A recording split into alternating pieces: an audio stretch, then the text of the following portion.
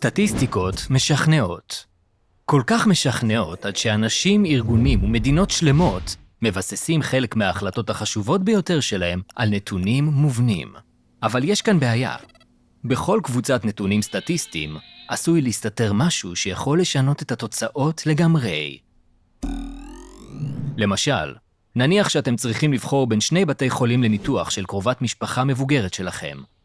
מבין 1,000 המטופלים האחרונים בכל בית חולים, 900 שרדו בבית חולים A, ורק 800 שרדו בבית חולים B. אז נראה שבית חולים א' הוא הבחירה הטובה יותר. אבל לפני שאתם מחליטים, חשוב לזכור שלא כל המטופלים מגיעים לבית החולים באותו מצב בריאותי. ואם נחלק את 1,000 המטופלים האחרונים של כל בית חולים לאלה שהגיעו במצב בריאותי טוב, ולאלה שהגיעו במצב בריאותי גרוע, התמונה מתחילה להיראות שונה לגמרי. בבית חולים A היו רק 100 מטופלים שהגיעו במצב בריאותי גרוע, ומתוכם 30 שרדו. אבל בבית חולים B היו 400, והם הצליחו להציל 210. לכן, בית חולים B הוא הבחירה הטובה יותר למטופלים שמגיעים במצב בריאותי גרוע, עם שיעור הישרדות של 52.5%. ומה אם הקרובה שלכם מגיעה במצב בריאותי טוב לבית החולים? באופן מפתיע, בית חולים B הוא עדיין הבחירה הטובה יותר, עם שיעור הישרדות של יותר מ-98%. אז איך ייתכן שבבית חולים A שיעור ההישרדות הכללי טוב יותר, אם בבית חולים B שיעורי ההישרדות טובים יותר בכל אחת מהקבוצות? נתקלנו כאן במקרה של פרדוקס סימפסון, שבו אותה קבוצת נתונים יכולה להצביע על מגמות הפוכות, בהתאם לאופן שבו מחלקים אותה לקבוצות. זה קורה לעתים קרובות כשנתונים מצטברים מסתירים משתנה מותנה, שנקרא גם משתנה חבוי, גורם נסתר נוסף שמשפיע באופן משמעותי על התוצאות. כאן, הגורם הנסתר הוא השיעור היחסי של מטופלים שמגיעים במצב בריאותי טוב או גרוע.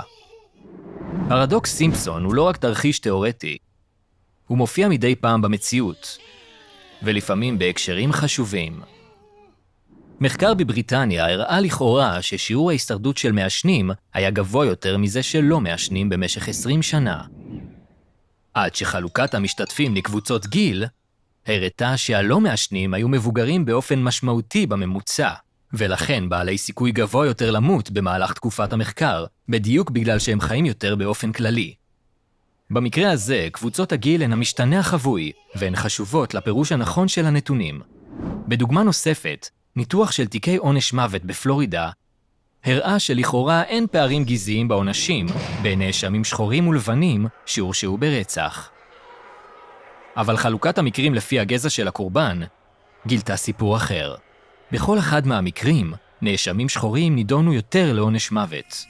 שיעור עונש המוות הכללי הגבוה מעט יותר של נאשמים לבנים נבע מכך שמקרים עם קורבנות לבנים הובילו לשיעור גבוה יותר של עונש מוות מאשר מקרים שבהם הקורבן היה שחור, ורוב הרציחות קרו בין אנשים מאותו גזע. אז איך נימנע מליפול למלכודת הפרדוקס? לצערנו, אין פתרון אחד שמתאים לכל המקרים. אפשר לחלק נתונים לקבוצות באינסוף דרכים, ולפעמים המספרים הכלליים נותנים תמונה מדויקת יותר מאשר נתונים שמחולקים לקטגוריות מטעות או מלאכותיות. הדרך היחידה היא לחקור לעומק את הפרטים בפועל שמתוארים על ידי הנתונים הסטטיסטיים ולבדוק אם יש משתנים חבויים. אחרת, אנחנו נתונים להשפעתם של אלה שהשתמשו בנתונים כדי לתמרן אחרים ולקדם את האינטרסים שלהם עצמם. המשיכו לחדד את כישורי החשיבה שלכם בעזרת הסרטונים האלה, והירשמו לערוץ שלנו. אף פעם אי אפשר לדעת מתי תזדקקו לכלים להתמודדות עם בעיה מוסרית.